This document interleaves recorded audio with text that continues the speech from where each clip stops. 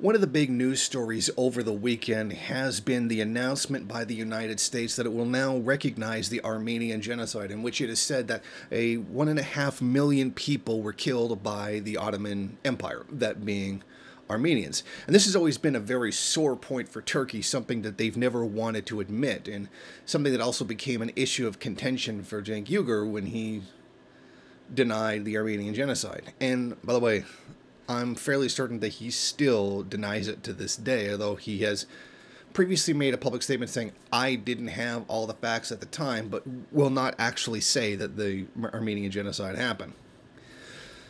This comes at a very interesting time in relations between the United States and Turkey. The United States says this, and Turkey adamantly denounces it, says that it's not based on science, it's not based on truth, or what have you. They're very disappointed that the United States would take this position, etc. I mean, relations between Turkey and the United States are not exactly very fruitful right now. You see, Turkey has decided that it is going to take military technology from Russia, which is their fair right to do so. If they want to buy military technology from Russia, then that's their right to do it. It's the United States that's angry with them for doing it, because Turkey has always been an ally to NATO, but not really a part of NATO per se.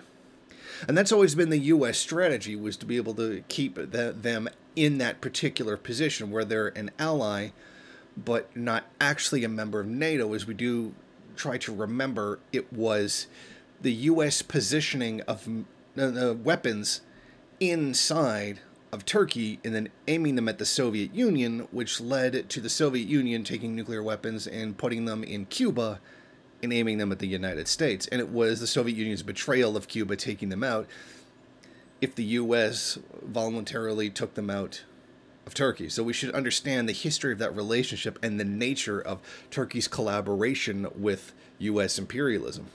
That is, of course, if we just ignore the entire history of Turkey's involvement in the U.S. occupation of Syria.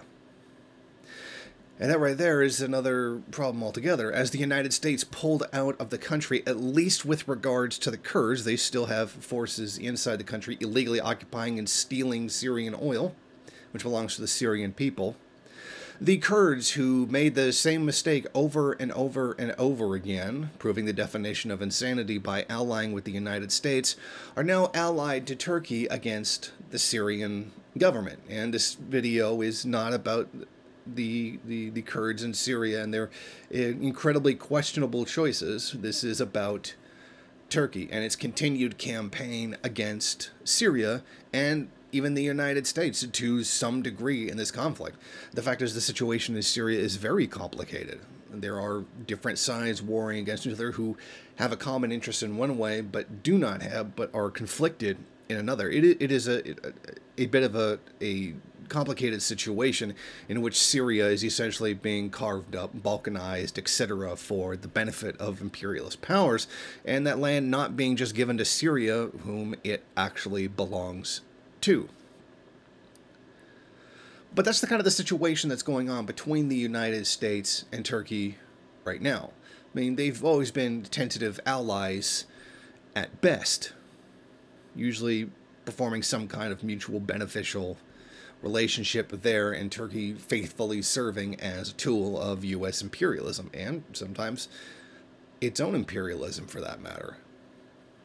But this is what's going to strain the relationship. This is what's going to make it very difficult for Turkey to continue. The fact that it is seemingly pushing everyone away from them, except the Kurds right now. So it seems like Turkey is only surrounding itself with more enemies, minus its single proxy force in the Kurds. So that really changes the geopolitical landscape in that a very specific way, particularly with dealing with the United States and Syria's strategy towards either occupying Syria or liberating Syria from foreign invaders. So you see how this is kind of a big mess, and something that has been a blow to the traditional alliance between the U.S. and Turkey.